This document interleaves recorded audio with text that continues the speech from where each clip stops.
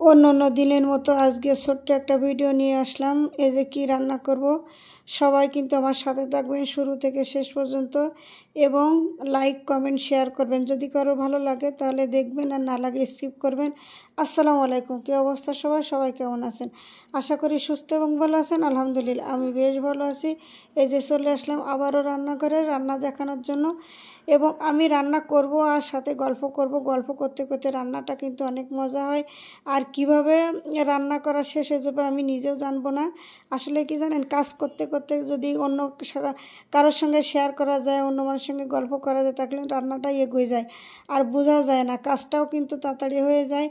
এর জন্য আমি কথা বলবো আর রান্না করব। আসলে কি জানেন, মুরগির মাংস রান্না করব, বেশি সময় লাগবে না, এই জন্য বেশি কথাও আমার বলা লাগবে না। মুরগির মাংস যেহেতু ব্রয়লার মুরগি, পানি লাগবে না, এতে আমি আর একটু পানিও দেব না। মশলার যাতে কাঁচা গন্ধটা না আসে, এর জন্য মশলার সাথে হালকা একটু পানি অ্যাড করছি। তবে পানিটা আমি শুকাই ফেলাবো। আস্তে আস্তে শুকানোর পরে মশলাটা যখন একেবারে গাঢ় হয়ে আসবে, তখন আমি এতে মাংস অ্যাড করব। আসলে কি জানেন আপুরা, আমি দেখছি আমার থেকে অন্য আপুরা কিন্তু অনেক সুন্দর রান্না করে।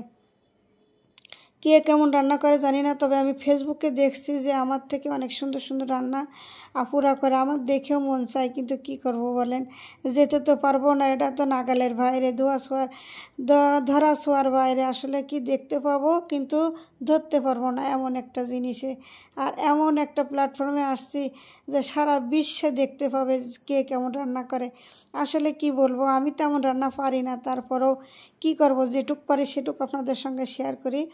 আমি মাংস কষাচ্ছি, এই যে সুন্দর করে কষায়, এর ভিতরে আমি কোনো পানি অ্যাড করব না, আস্তে আস্তে একেবারে লাল লাল করে ফেলাবো আর কি। যেহেতু ব্রয়লার মুরগি পানি দিলে কিন্তু মজা লাগে না, আর পানি না দিলে কিন্তু শুকনো শুকনো থাকলে অনেক টেস্ট হয়। আকাশবাবু বলে কি, আম্মু তরকারি যত শুকনো করবো তত টেস্ট লাগবে আর তত কম লাগবে, আর তরকারিতে যত ঝোল দিবা তত কিন্তু বেশি লাগে, আর ঝোল দিলে কিন্তু আসলে মজা লাগে না ব্রয়লার মুরগি। কথা বলতে বলতে আমি আর একটা তরকারিও ম্যানেজ করে ফেলাইছি। এই যে মাছ ভুনা করব, চিংড়ি মাছ আর তেলাপিয়া মাছ একসঙ্গে দিয়ে ভুনা করব সেটা। এই যে সেটাও আমি কেটে বেছে আলাদা করে রাখছিলাম পাশে। এই যে সেটা বসাই দিয়েছি, কষিয়ে নেওয়ার পরে হালকা পানি দিয়ে আর কি ভুনা করব। আসলে কি জানেন, সাতক্ষীরার মানুষ আমরা আবার ঝোল পছন্দ করি, তো তাই আবার ভুনা বলতে আবার কেমন লাগে, মনেই থাকে না ভুনার কথা। মনে আছে এটাও আমরা ঝোল করব, এটাই। আর আপনারাও তো বলবেন যে কেমন, তোমরা তো ভুনা খাও না, আবার দেখছি ভুনা করছো। আসলে কি জানেন, সব দিন তো ঝোল খেয়ে পারা যায় না। আমার ভিডিওটা আমি আজকের মতো এখানে বিদায় নিতে চাচ্ছি। তবে আগামী ভিডিও দেখার জন্য সবাই ভালো থাকবেন, সুস্থ থাকবেন। আসসালামু আলাইকুম।